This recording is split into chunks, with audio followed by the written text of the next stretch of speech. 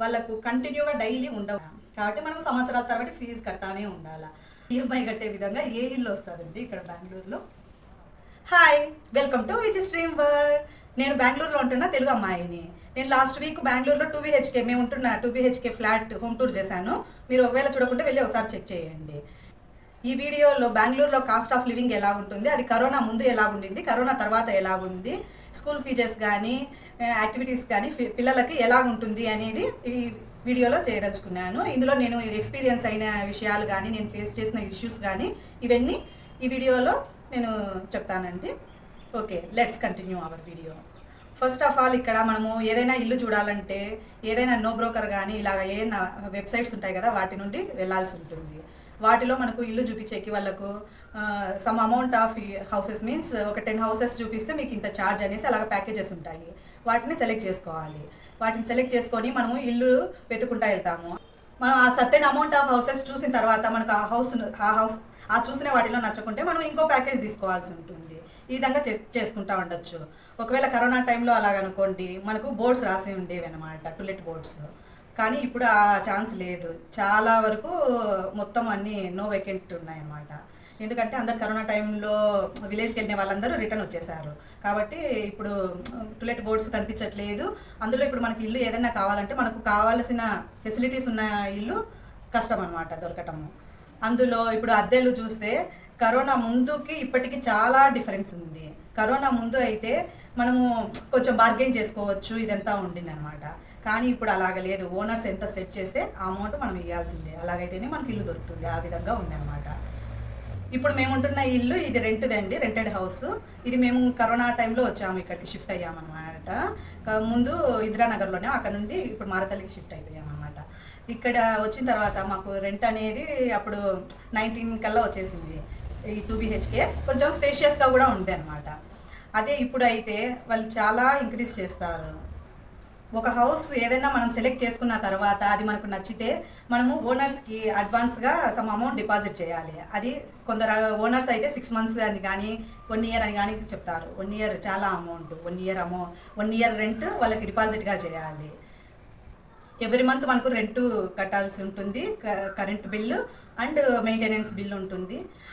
In case సమ్మర్లో water bill కూడా add చేసే అవకాశం కూడా ఉంది అనమాట. ఇప్పుడు వాటర్ క్రైసిస్ చాలా ఉంది ఇక్కడ బెంగళూరులో. ఇల్లు సెలెక్ట్ చేసుకున్న తర్వాత అది ఫర్నిషింగా నాన్ ఫర్నిషింగా ఇది చూసుకోవాలన్నమాట. ఒకవేళ ఏదైనా ఫర్నిషింగ్ అయితే అది మనము ప్రాపర్గా ఉందా లేదా అనేది చెక్ చేసుకోవాలి. ఇప్పుడు గీజర్స్ కొన్ని ప్లేస్లలో అయితే మనకు మొత్తం ఫర్నిచర్ కూడా ఇచ్చేస్తారు. ఆ ఫర్నిచర్ అదంతా మనకు ప్రాపర్గా ఉందా లేదా అనేది, డ్యామేజ్ అయిందా అనేది చెక్ చేసుకోవాలి. ఇన్ కేస్ మనము ఫస్ట్లోనే చెక్ చేయలేదంటే తర్వాత ఆ డ్యామేజ్ అంతా మన పైన పడిపోతుంది అనమాట మనం వెకేట్ చేసే టైంలో. కాబట్టి అదంతా చెక్ చేసుకోవాల్సి ఉంటుంది. ఇక్కడ ఏముంటుందంటే మనము ఎప్పుడైతే వెకేట్ చేస్తామనుకుంటామో ఆ టైంలో 1 month రెంట్ వాళ్ళకు పెయింటింగ్ కోసం ఇచ్చేసేయాలన్నమాట. ఇన్ కేస్ నువ్వు చేరిన తర్వాత 1 year కంటే ముందే వెకేట్ చేసావంటే 2 months రెంట్ వాళ్ళకు ఇచ్చేసేయాలన్నమాట. అదే అగ్రిమెంట్ రాయిచ్చేసుకుంటారు ఇక్కడ. మామూలుగా మనకు ఊర్లలో అట్లా రెంట్కి ఏదైనా ఇస్తే మనకు ఫ్యాన్స్ కానీ ఇలాంటివి ఏది ఉండదన్నమాట. కానీ ఇక్కడ ఫ్యాను, లైట్ ఇదంతా సెట్ ఉంటుంది ఆల్రెడీ. కాబట్టి వాళ్ళు ఏమేమి ఆ హౌస్లో ఏవేవి థింగ్స్ ఉన్నాయి అవంతా మెన్షన్ చేసి అగ్రిమెంట్ రాయించుకుంటారు. అందులోనే మనం ఎంత అమౌంట్ వాళ్ళకి డిపాజిట్ చేసాము అనేది కూడా ఒక బాండ్ పేపర్ మీద అగ్రిమెంట్ ఉంటుందన్నమాట. అండ్ ఎవ్రీ ఇయర్ వాళ్ళు సమ్ పర్సంటేజ్ అనేది ఇంక్రీజ్ చేస్తూ పోతారు. అదే కరోనా టైంలో అయితే మాకు వాళ్ళు దాదాపు 2 years ఏమి ఇంక్రీజ్ చేయలేదండి, అలాగే కంటిన్యూ చేసాము రెంట్. కానీ ఇప్పుడు ఏమైందంటే లాస్ట్ 2 years నుంచి ఇయర్లీ 10% ఇంక్రీజ్ చేస్తున్నారు. మనం ఇచ్చే రెంట్లో 10% అనేది మన రెంట్కు యాడ్ చేస్తూ ఉన్నారు. ఇయర్లీ ఇలాగా ఇంక్రీజ్ అయిపోతూ ఉంటుంది అనమాట రెంట్. ఇప్పుడు మేమున్న హౌస్ అయితే మేము ఇప్పుడు ప్రజెంట్ మాకైతే తక్కువగానే ఉంది. ఇప్పుడు మేము వెకేట్ చేసామంటే ఇప్పుడు వచ్చి మేము ఇచ్చే అమౌంట్ కంటే ఇంకా చాలా అమౌంట్ ఇచ్చే ఇక్కడ ఉండేదానికి చాలామంది ఇష్టపడతారనమాట. కాబట్టి ఇది కొంచెం మెయిన్ ఏరియా. కాబట్టి ఒకవేళ వెకేట్ చేసామంటే వెంటనే వచ్చేస్తారనమాట. అలా ఉంటుంది. డిమాండ్ ఎక్కువ ఉంది ఇప్పుడు. కాబట్టి మనం ఎంత ప్రైజెస్ పెట్టినా కూడా తీసేసుకుంటున్నారు అనమాట. ఇక్కడ బెంగళూరుకు షిఫ్ట్ అవ్వాలనుకునే వాళ్ళకి ఫస్ట్ ఈ వెదర్ అనేది పడదనమాట. కూల్గా ఉంటుంది కాబట్టి సమ్మర్ అయితే ఓకే. వింటర్లో మాత్రం పిల్లలకి కంటిన్యూగా ముక్కు కారుతానే ఉంటుంది. కంటిన్యూస్గా ఇట్లా ఫీవర్ రావడం ఇదంతా చాలామంది ఈ వెదర్కు పడలేక పిల్లలతో షిఫ్ట్ అయిపోయిన వాళ్ళు కూడా ఉన్నారు బెంగళూరు నుండి. అలా చాలామందిని చూసాము.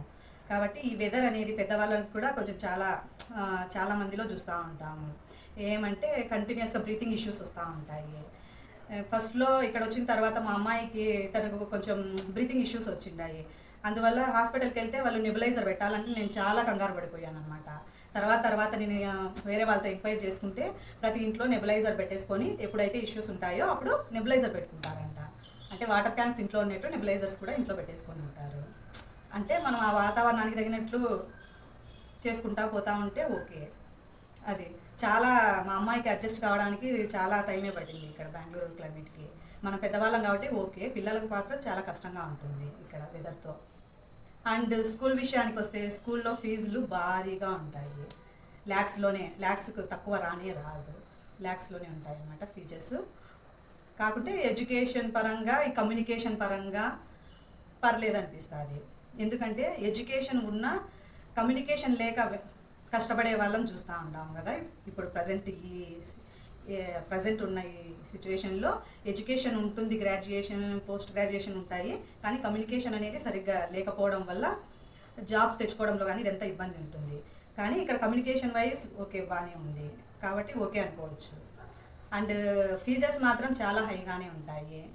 మనము ఇప్పుడు ఊర్లో అనుకో స్కూల్కి వెళ్తే మార్నింగ్ వెళ్తే ఈవినింగ్ వరకు స్కూల్లో ఉంటారనమాట. ఇక్కడ అలా లేదు. మార్నింగ్ స్కూల్కి పంపిస్తే వాళ్ళు 3:30 కల్లా ఇంటికి వచ్చేస్తారు. ఆ తర్వాత మనం ఏదైనా ట్యూషన్స్ కానీ ఏదైనా స్పోర్ట్స్లో కానీ జాయిన్ చేయించుకోవాలా అంటే వాళ్ళకు కంటిన్యూగా డైలీ ఉండవు. ఏ స్పోర్ట్స్ అయినా ఏ యాక్టివిటీ అయినా ఏదైనా డైలీ ఉండవు. మనకు వీక్లీ 2 క్లాసెసే ఉంటాయన్నమాట ఏది జాయిన్ చేయించుకున్నా. కాబట్టి వాళ్ళు ఏది నేర్చుకోవాలనుకున్నా కూడా సంవత్సరాల తరబడి నేర్చుకోవాల్సి వస్తుంది అన్నమాట. కాబట్టి మనం సంవత్సరాల తరబడి ఫీజు కడతానే ఉండాలి. అండ్ యావరేజ్గా ఒక్కొక్క క్లాస్ ఏదైనా జాయిన్ చేయించుకుంటే మంత్లీ 3,500 to 5,000 వరకు ఉంటుంది. 3,500 to 5,000 వరకు ఆ రేంజ్లో మనము ఫీజు కట్టాల్సి ఉంటుంది. ఈ విధంగా మనం ఎన్ని యాక్టివిటీస్లలో కానీ ఎన్ని స్పోర్ట్స్లో కానీ జాయిన్ చేయించుకుంటామో అంత ఫీజు మనము అడిషనల్గా కట్టాల్సి ఉంటుంది. అండ్ అందులో ట్రాన్స్పోర్టేషన్ అనేది మళ్ళీ ఎక్స్ట్రాగా ఉంటుంది అన్నమాట. ఎంత లేదన్నా 40,000, 45, 50 వరకు వస్తుంది ట్రాన్స్పోర్టేషన్ కూడా. కాబట్టి మనకు ఎంత ఆదాయం వచ్చినా ఇలాగ ఎక్స్పెన్సెస్ అనేవి చాలా ఎక్కువగా ఉంటాయి.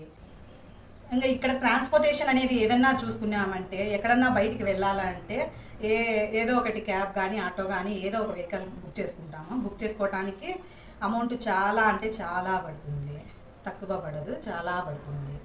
అందులో ఇప్పుడు మళ్ళీ కొత్తగా అన్ని విషయాలు బయటకు తీసుకొస్తున్నారు వీళ్ళు. క్యాబ్స్ వాళ్ళు కూడా ముందు బాగానే ఉండింది, ఇప్పుడు ఏమంటే వాళ్ళు అడిషనల్ ఛార్జెస్ అని ఇవని ఎక్స్ట్రా వేసేస్తున్నారు అనమాట. కాబట్టి మనకు ఆ బర్డన్ అనేది ఎక్కువ అయిపోతుంది. మోస్ట్లీ మేమైతే పబ్లిక్ ట్రాన్స్పోర్ట్ని ప్రిఫర్ చేస్తాము. ప్రైవేట్ ట్రాన్స్పోర్ట్ మీన్స్ మనకు ట్రాఫిక్ అనేది టూ మచ్గా ఉంటుంది. బయటికి ఎక్కడికైనా వెళ్తే చాలా దూరం వెళ్ళాల్సి ఉంటుంది. మనం ఎక్కడికి వెళ్ళాలన్నా చాలా దూరం వెళ్ళాల్సి ఉంటుంది. దానికోసము మనము వెహికల్ కానీ ఇదంతా తీసుకొని పోయి ఇండివిజువల్ వెహికల్ తీసుకున్నాం అనుకోండి, ఇంకా ఇరుక్కుపోవడమే, రావడానికి అవర్స్ పడుతుంది. పొద్దునైతే నైట్ రావాల్సిందే ఇంటికి, ఆ విధంగా ఉంటుంది అన్నమాట. ప్రస్తుతానికైతే ఇక్కడ మేము పే చేసే రెంట్ అనేది 30,000 వచ్చిందండి. కొందరు ఈ విధంగా కూడా సలహాలు ఇస్తూ ఉంటారనమాట. 30,000 రెంట్ కట్టే బదులు ఈఎంఐ కట్టుకొని ఇల్లు తీసుకోవచ్చు కదా అని. 30,000 ఈఎంఐ కట్టే విధంగా ఏ ఇల్లు వస్తుందండి ఇక్కడ బెంగళూరులో? అస్సలు కుదరదండి ఆ విధంగా. ఇప్పుడు ఏదైనా హౌస్ కొనాలా అని చూస్తే మనము బోల్డ్ అన్ని విషయాలు కన్సిడర్ చేసుకోవాల్సినట్లు ఉంది. బేస్ అయ్యి ఉంటుంది. మనం పర్మనెంట్గా ఇక్కడే ఉండమా అనే దాని మీద కూడా బేస్ అయ్యి ఉంటుంది. అలాగే ఇప్పుడు మా ఆయనకు ఆఫీస్ ఎక్కడన్నా షిఫ్ట్ కానీ చేంజ్ చేయడం కానీ ఏదైనా జరిగిందంటే మేము ఆటోమేటిక్గా అటువైపు వెళ్ళిపోవాల్సి వస్తుంది. లాస్ట్ 2 years నుంచి బెంగళూరులో వాటర్ ప్రాబ్లం అనేది చాలా సివియర్గా ఉంది. చూడాలి ఈ ఇయర్ ఎలాగుందో. లాస్ట్ 2 years నుంచి అస్సలు బాగలేదు వాటర్. కానీ మేమున్న అపార్ట్మెంట్లో అయితే పర్లేదు, టైమింగ్స్ మెయింటైన్ చేస్తూ ఉంటారు, కంటిన్యూస్గా వాటర్ ఇస్తూ ఉంటారు. అంటే ఇక్కడ ఉన్న పీపుల్ కూడా ఆ విధంగా సఫిషియెంట్గా వేస్ట్ చేయకోకుండా వాటర్ మంచిగా వాడుకుంటా, కాబట్టి పర్లేదు అన్నమాట. ఒక క్యాన్ వాటర్ కొనుక్కోవాలంటే 20 liters క్యాను, మామూలు నార్మల్ వాటర్ అయితే 55 అంట క్యాను. అదే బిస్లరీ క్యాన్ అయితే 110 rupees ఒక బాటిల్. ఈ సమ్మర్కి 1 బాటిల్ కావాల్సిందే డైలీ. ఇంట్లో ఇట్లా ఒక 4-5 members ఉన్నారంటే ఒక బాటిల్ కావాల్సిందే. 110 rupees వాటర్కి పెట్టేసేయాలన్నమాట. ఇంకా గ్రాసరీస్ కంటూ అటు అవి ఇవి వాటికి చాలా అవుతుంది అనమాట. కాబట్టి ఎంత శాలరీస్ వచ్చినా కూడా ఇక్కడ ఈ ఎక్స్పెన్సెస్కు తక్కువ అయిపోతుంది. ఇదే అండి ఈరోజు నేను చెప్పదలుచుకున్న విషయం. ఇందులో మీకు ఏదైనా డౌట్స్ ఉంటే అడగండి, నాకు తెలిసినంత వరకు నేను క్లారిటీ ఇస్తాను. అయితే మన వీడియోలు కానీ మీకు నచ్చినట్లయితే లైక్, షేర్, సబ్స్క్రైబ్ చేయండి. Thank you.